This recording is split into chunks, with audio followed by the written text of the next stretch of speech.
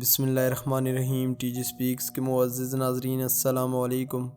ناظرین محترم، جانور سب کو پیارے ہوتے ہیں۔ ان جانوروں کے پاس تیز دماغ ہوتا ہے جو حقیقت میں اس قدرت میں اپنے احساس و جذبات کو کنٹرول کرنے اور ایک دوسرے تک پہنچانے میں کارآمد ثابت ہوتا ہے۔ جہاں لوگ کتے یا بلی کو پال کر ان کو انسانوں کی طرح ٹریننگ دیتے ہیں، وہاں وہ ان کے ایموشنز کے بارے میں کچھ نہیں سوچتے۔ لیکن اس دنیا میں ہی کچھ لوگ ایسے ہیں جنہوں نے جانوروں کے ایموشنز کے ساتھ کھیلنے کی کوشش کی۔ انہوں نے یہ تجربات کیے کہ جانور اپنے احساسات اور جذبات کو کنٹرول کیسے کرتے ہیں۔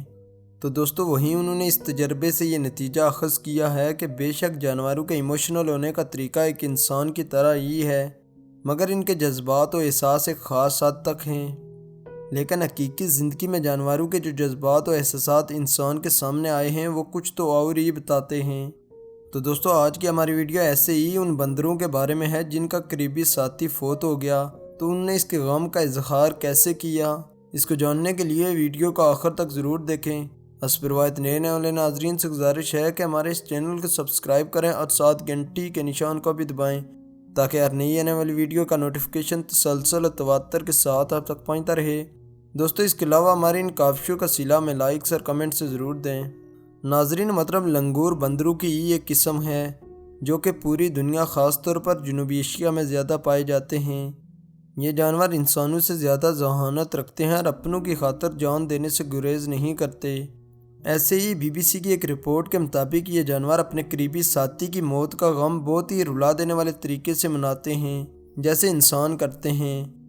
دوستو، ماہرین نے بندر کی شکل کا ایک روبوٹ بنایا جس کی آنکھوں میں مائک اور ویڈیو کیمرہ لگایا اور اس روبوٹ کو بندروں کے جھنڈ میں چھوڑ دیا۔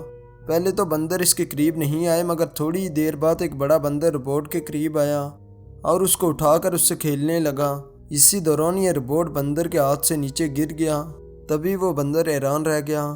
وہ فوراً نیچے زمین پر اترا اور اس کو دوبارہ اٹھایا، مگر وہ روبوٹ حرکت نہیں کر رہا تھا۔ بندر کو احساس ہوا کہ چھوٹا بندر اس کے ہاتھوں مر چکا ہے۔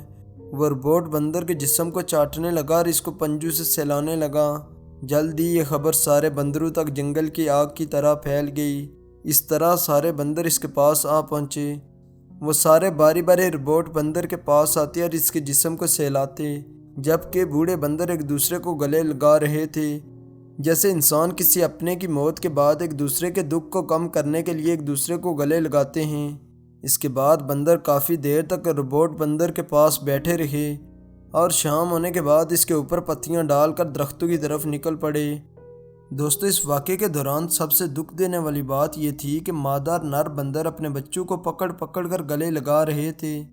یہ واقعہ جاننے کے بعد کوئی بھی نہیں کہے گا کہ جانوروں میں احساس اور دکھ درد نہیں ہوتے۔